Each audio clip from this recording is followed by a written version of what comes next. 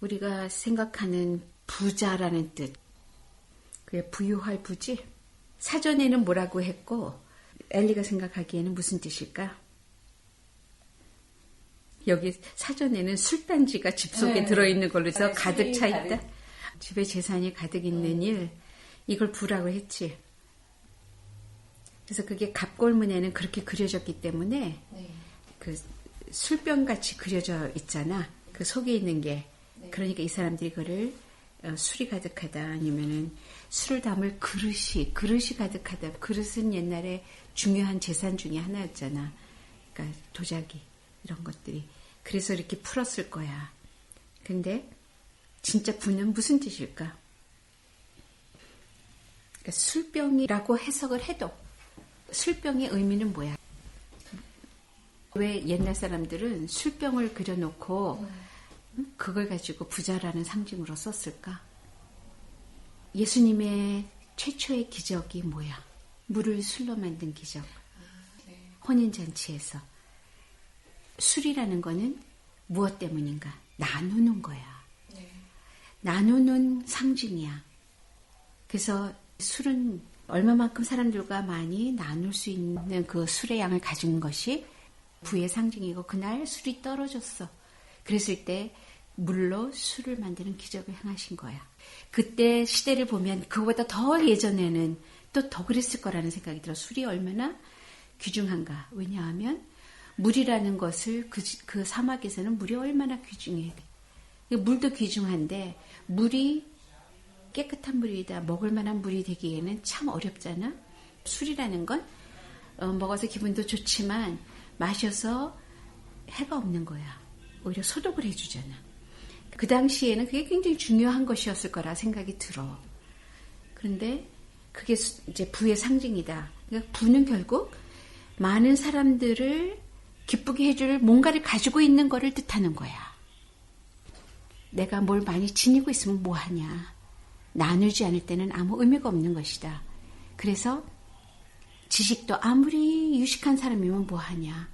사람들한테 알아듣게 설명해 줄 줄 모르면 지식인이 아니다야. 그 사람은 책벌러지일 뿐이야. 그러니까 돈벌러지, 책벌러지는 부가 아니다. 그래서 부자를 보면 그 간머리라는 것이 이렇게 머리에 쓰는 것이 아니라 사실은 집을 상징하는 그거거든. 그러니까 내가 뭔가를 넣어둘 어떤 그런 지붕을 뜻해. 지붕 밑에 뭘 두면 안전하잖아. 그럼 그것 밑에다가 술병이 나중에 그 글자가 일자와 입구자와 받침자로 바뀌었어. 그게 이제 시대를 거쳐가면서 사람들의 그 부에 대한 감각이 어떻게 변해가는가를 알게 되는 거야. 그러면 예전에는 그 각골 시대에는 술병이 그 술독이 있는 집이 부잣집이야. 그렇지? 그런데 그게 점점 바뀌어가지고 일자와 입구자가 있고 받침자가 있다. 그러면 뭐가 생각이 나? 가득한 것. 그렇지? 그렇게 그림으로 봤을 때 그렇게 보이잖아. 근데 나는 그거를 입구가 사람이라는 것이 재산이다. 사람 자체가 재산이야. 얼마나 많은 사람을 내가 그냥 갖고 있는 거, 거느리고 있는 거 이런 뜻이 아니야. 사람한테 신임을 얻고 믿음의 대상이 되고 있고 그런 그 사람을 가지고 있는 사람이, 그러니까 그 사람을 가지고 있으려면은 아까도 말했지만 말에 힘이 있어야 돼. 말이 사람을 알아듣게 해주고 이러니까 설명해주고, 그러니까 그 일이라는 거 맨 위에 써 있는 거는 어떤 것의 맨 위에 하나의 선이 딱 그어졌으면 그는 높이 올라 있는 상태를 말해. 그렇게 나는 생각을 하거든. 그러니까 그게 하나가 딱 그어져 있고 그 다음에 입이 있으면 그 사람은 말할 수 있는 입이 있는 사람이다. 지식인이구나. 그리고 그 밑에 받침자가 있으면 받침자는 그 네모 안에 10십자가 들어있어. 10십자는 뭐를 뜻한다 그랬어? 다 갖추었다. 그 받침자가 나는 에덴의 동산을 생각나게 해준다 그랬잖아. 그래서 4대강이 흐르고 옥토가 있고 막 모든 게 갖춰져서 우리가 그냥 먹고 다 절로 나고 하는 이런 모든 걸 갖춰주신 그 에덴의 동산이 생각나는 거야.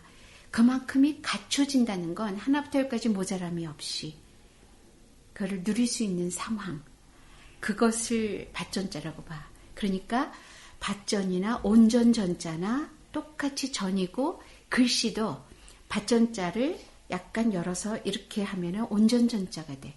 그러니까 밭전자가 더 열려서 나눌 팔자로 바뀌면 나누는 게 되면 더 온전해지는 거야. 내 안에 들어있는 것보다 그게 나누는 순간 훨씬 더 커지는 거야. 그래서 부란 무엇인가? 부는 자꾸 불어놔야 되는 것이야. 불어나게 돌려야 돼. 돌린다는 거는 누군가한테, 나한테서 누구로 가야 되는 것이야. 돈은 돌아서 돈이야. 돌리지 않는 돈을 내가 쥐고 있으면 병이 돼. 그리고 독이 되고 그것으로 큰 재난을 받게 돼. 그러니까 돈이라는 거는 결국은 활용하라고, 움직여서 쓰이라고 생겨지는 것이거든. 그러니까 돈이 결국은 주고 받는 수단에 불과한 거지. 돈이라는 거는 내가 모아놓고 쌓아놓는 게 돈이 아니다. 주고받는 수단으로서의 돈이 중요하다. 그러면 주고받는데 뭘 주고받느냐? 돈은 물건과 뭘 사고 팔고 하는데 주고받지만 그건 상징적인 의미고, 진짜 우리가 뭘 주고받느냐 하는 거는 각자 다른 몸에 들어있는 영끼리 한 삶을 못 살아보는 그 삶의 경험을 나누는 것이 주고받는 게 최고로 가치 있는 일이다. 가치라는 말은 같이 있을 때, 함께 있을 때만 생겨나는 그런 값이다. 그 값을 치를 수 있는 것을 돈이라고 말하지만 그게 결국은 경제를 뜻하는 거야. 그러니까 경제관념이 생겨야지 부유해지는 거야. 경제라는 거는 돈이 있으면 돈을 어떻게 쓰는가를 아는 사람을 말하고, 버는 것도 중요하지만 번다는 것에서 지금 머물러 있으면 아무것도 안 돼. 왜 버는가? 그게 정해진 사람한테는 여기가 길이구나 하고 들어오는 거야. 물길이 열리는 것처럼. 돈을 어디다 쓸 건지를 정해놓고 알고 그것이 잘 쓰일 곳을 생각하면서 돈을 버는 사람한테는 돈이 안으로 들어올 수가 없어. 그런데 그저 돈이 목적이면은 돈이 오다가도 저기 갔다가 나 썩을 거야. 그런 생각이 들게 되는 거지. 그래서 돈이 부가 아니다. 이거를 먼저 말하고, 그래서 쓰는 힘이 경제력이다. 이 세상도 다 경제가 함께 돌아가려면 소비가 없이는 안 되는 거잖아. 쓰여야 되잖아. 근데 지식도 똑같은 거야. 부가 되는 그 부자에 옛날에는 옆에다가 칼도자를 딱 써줬었어. 그러니까 속에 들어있는 그 글자 옆에 칼도자를 써주면 쪼개다. 버금부, 쪼갤 복. 뭔가 그래, 복자하고 부하고 이렇게 혼돈이 이렇게 되는데, 이게 복자는 앞에다 이제 시자를 또 주지. 그 복은 하느님이 주시는 것이다 라는 걸로 그렇게 돼. 근데 이렇게 나눌 수 있다는 그런 관념이 없는 어떠한 것도 가지면 그거는 나를 쳐, 거꾸로. 그래서 앞으로는 쥐띠들이 뭐 요번에 돈이 들어오는 해다. 그래, 그거 좋은 거야. 그래서 들어오면 뭐 할래? 그거를 쓸 때부터 생각하는 사람은 뭐 돈 못 모아 이러지? 그럼 모아서 뭐 하게? 그 모으는 동안 그 시간을 흘러가고 내가 그 돈으로 혜택을 못 보고 가는 것이라는 것만 생각하면 돼. 자꾸 쓰고 내가 쓰는 사람인 줄 알잖아? 이게 돌잖아. 물레방아가 돌지. 그럼 글리 물이 오는 거야. 그런 흐름을 만들어내는 사람이 되는 것. 이것이 부다. 진짜로. 쪼갤 부도 있을 거야 아마. 쪼개다. 부는 버금부, 쪼갤 복. 그래서 그 집 간머리를 빼버리고 칼도자를 옆에다 쓰면 버금부라 그러지. 두 번째 간다. 부 대통령 뭐 부반장하는 부라고 하는데 그게 두 번째라는 뜻이 아니야. 나누어 일을 하는 자리다. 나눌 부자야. 그게 2등짜리라는 소리가 아니야. 돕고 보좌하고 도와주는 입장인데, 도울 짝을 주셨다 그러지. 아내의 역할은 남편을 도와주는 짝이잖아.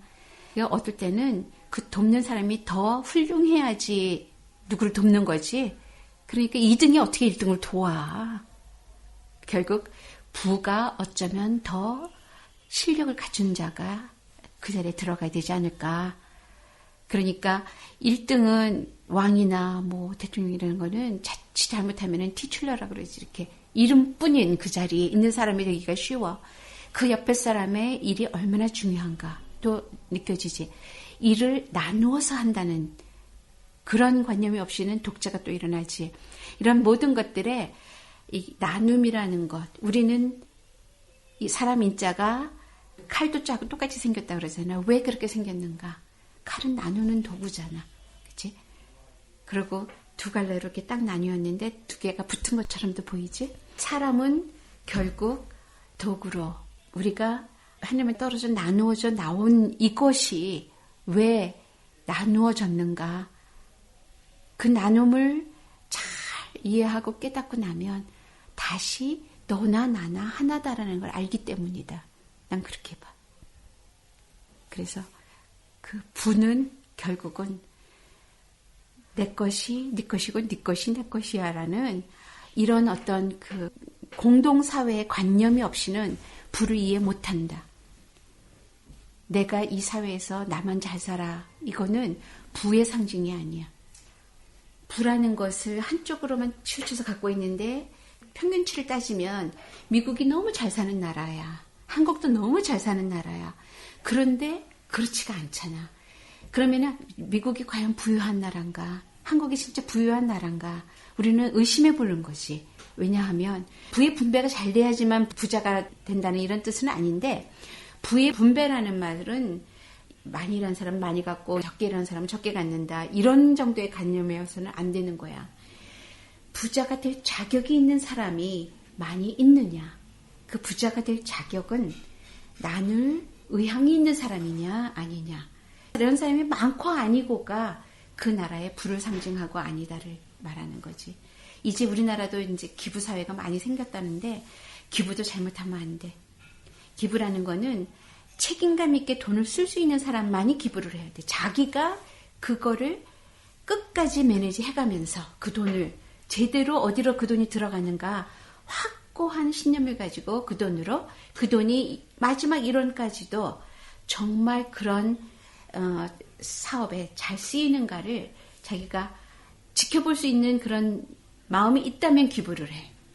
그게 아니고 돈 턱 주고 나는 좋은 일 했어. 이거는 절대로 아니야. 그거는 세상을 망치는 일이야. 그런 데서 부정이 싹 트거든. 그래서 꼭 돈을 나누는 게 부를 나누는 건 아니다. 더 큰 거는 지식과 경험을 나누는 게 더 큰 일이다. 근데 그러려면 무엇이 나눠져야 하는가? 하루에 모두에게 준 최고의 가치 있는 24시간을 누구랑 어떻게 나누는가? 이것이 부를 가늠하는 것이다. 내가 진짜 돈의 숫자만 늘리려고 돈 버는데 하루에 몇 시간을 소비를 하는 사람인가? 아니면 내가 정말 나의 이만큼 가진 모든 것들을 누군가랑 함께 나누는 그런 시간, 대화를 나누고 마음을 나누고 하는 이런 시간을 얼마나 내가 할애할 수 있는 사람인가가 부의 상징이다. 부란 어떻게 내 시간을, 나의 경험을 정말 소중하게 정성스럽게 남과 나눌 수 있는가. 그러려면은 돈이 없어서는 안 되겠지. 사실 돈 없는 사람이 그런 마음의 여유를 낼 수가 없잖아. 그걸로 다 표현이 되는 거야. 그래서 사람들이 은퇴를 하면 뭐를 할까? 나는 여행을 다니고 뭐라 하고 뭐라. 왜 은퇴를 하는데? 은은 스물은자고 퇴는 주로 물러설 퇴잖아. 그러면은 은퇴는 왜 어디에서 숨고 어디에서 물러나느냐야. 그거를 모르면 사람들은 그냥 돈 버는 일에서 끝났다라고 생각을 하는 거야. 거기에서 나는 물러났다라고 생각을 하는 거야. 그러고는 은퇴한 다음에 난 뭐하지? 나는 뭐지? 이거는 뭐 돈을 어떻게 아껴 써야 되고 어떻게 뺐어야 되고 정말 어떤 이럴 때 쓰는 말에 개념이 없는 거야. 은퇴라는 말에 개념이 아예 안 서 있어.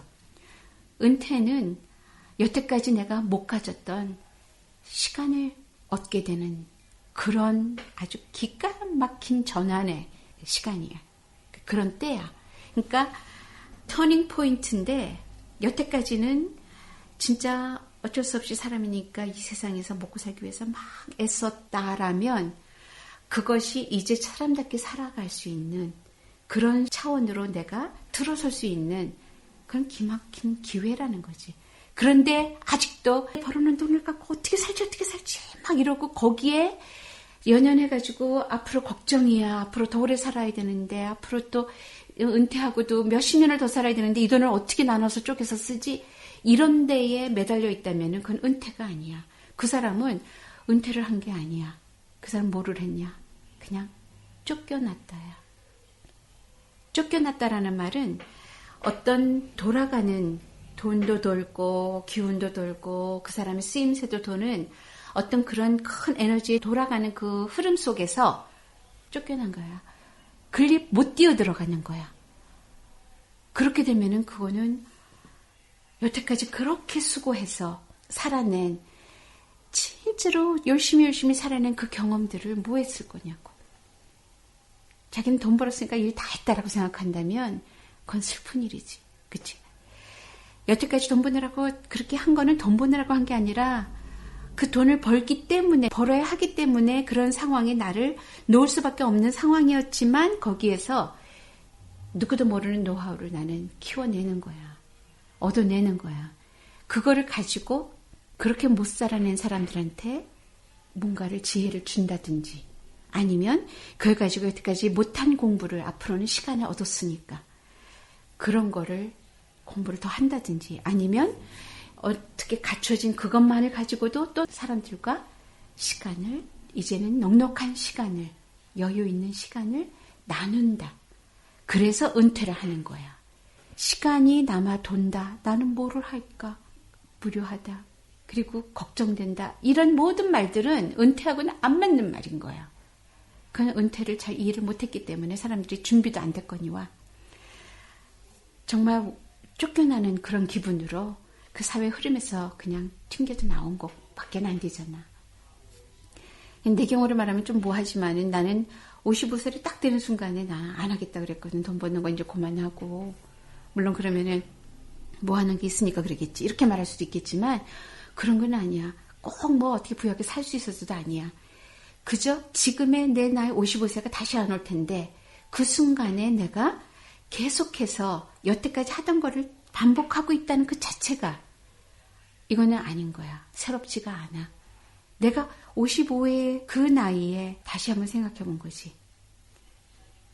한국을 떠나서 33살 떠나서 내가 66세가 되면 다시 한국 돌아가 이렇게 했지만 그때까지 못 기다리겠어. 그것 좀 당기면 어때? 한 10년 당겨보지. 난 이런 생각으로 한번 전화를 한 거지. 그래서 그걸 왜? 왜냐하면 내가 한국에서 미국으로 보내줬다면 뭔가 의미가 있어. 무슨 의미일까? 한국인으로서 미국을 보는 시각을 가지라고 보내준 거야. 그래서 미국을 그렇게 살았잖아. 열심히 살았으면 그거를 다시 들고 한국을 갔다 왔다 하는 그런 사람이 되면 내 몫이 무엇일까? 내가 이제부터 그럼 어디에 더 눈을 돌려야 될까? 그럼 내가 갖고 있는 이만큼으로 왔다 갔다 할 수 있을 정도는 됐고 시간도 됐고 이러면은 뭘 하라는 걸까? 돌아다니지 못하는 그렇게 쉽게 왔다 갔다 못하는 사람들한테 뭔가를 내가 날라주는 사람이 돼야 되는구나. 들고 나는 사람이 돼야 되는구나. 그 생각을 한번 해본 거지. 그렇다고 해서 내가 원하지도 않은 사람한테 내가 막 준다고 나서지는 않아. 그런 건 설치는 거야. 그런 거는 안 해. 내가 설익어서 설치는 것, 가르치는 것도 설치는 거지만 상대방이 준비 안 돼 있는데 내가 뭘 하겠다고 하는 것도 설치는 거야. 그래서 가르치는 거는 서로 하는 것이기 때문에 내가 일방적으로 가르친다고 가르쳐지는 게 아니고 그래서 가르칠 교자 보면은 이 효자가 여러 개 쓰였다고 그랬어. X자 된 것 같은 거 있지. 그게 서로 주고 받고 그걸 여러 번 하는 것이 교육이라는 말이야. 가르치는 거야. 그러려면 얼마나 많은 시간이 들어가야 돼. 언제라도 누가 원하면 시간을 낼 수 있는 그런 사람이다. 그게 진정한 여유다. 진정한 은퇴자의 여유다. 이렇게 생각을 하는 거지. 그래서 그것이 은퇴자가 가져야 할 부다. 그 부가 없으면, 그런 여유, 시간을 나누겠다는 마음에 여유가 없으면 그러면 부자라고 안 해. 아무리 집이 몇 채가 있고 빌딩이 몇 채가 있고 얼마 재벌이고 모두 다 부자 아니야. 그들은 아직도 바빠. 자기 그거 지키고 그거 하느라고 바빠. 바쁜 사람은 부자가 안 돼. 절대로 안 돼. 그래서 너무 바빠. 나 이거 안 되고 저거 안 되고 시간에 막 쪼들리고 막 쫓기고 그러면 아직 부자라 하지 말아라. 그렇게 생각을 해. 그래서 시간을 마음대로 고무줄 늘리듯이 늘렸다 줄였다 쓸 수 있을 정도의 여유를 가지면 그때서야 이제는 최고로 귀중한 것을 내가 나눌 수 있는 그런 사람으로 쓰여야 되겠구나. 그런 시간이 올 때를 위해서 갖춰가는 사람. 뭐를 갖춰? 나기 때문에 경험할 수 있는 그 하루하루의 삶을 아주 진지하게 속속들이 세밀하게 정말 섬세한 마음으로 상대방을 잘 만나 대하고 그런 사람으로 커야 되는 거지. 갖춰가야 되지. 그래서 내가 아까 대접이라는 말을 설명을 해줘서 자기를 잘 대접하지 않는 사람은 남을 대접할 줄을 몰라. 그냥 먹는 데다 숟갈 하나 놨어요. 그러지? 자기가 항상 먹는 거에 숟갈 하나 놔도 상대방을 대접할 만한 가치가 있는 그런 밥상을 차려야 돼. 그럼 먹는 밥상이지만 지식도 똑같아. 생각도 똑같아. 그만한 생각을 하고 살아야지 매일같이. 그래야 누군가하고 대화를 해도 나눌 것이 있는 사람이 되는 거지. 그래서 대접은 만날 때잖아. 대면할 때. 그 아까 상대 이야기를 하다가 그랬는데 그 상대의 대자야. 대면을 하고 접은 또 만나는 접이야. 그러니까 대접은 그런 거야. 그래서 사람을 대접할 수 있는 사람, 내 앞에 그 사람을 잘 대접할 수 있는 사람이 부자다. 그래서 사람들 대접하려면은 처음 떠올리는 게 술이잖아. 드링크잖아. 그치? 파티 준비하려면. 그게 옛날 사람들과 지금 우리도 다르지 않구나. 이런 생각을 해봤어. 결국 술이 왜 필요해? 사람을 만나기 위해서, 대접하기 위해서, 사람들을 위해서야. 나를 위해서가 아니야.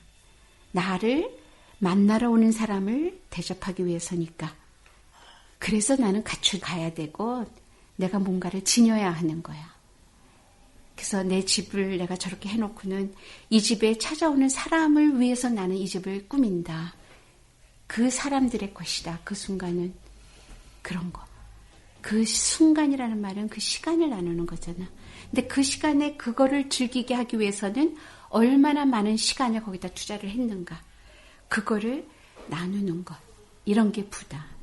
그저 숫자적인 뭘 많이 가져서가 아니라. 그래서 오늘은 그 이야기를 하고 싶었어.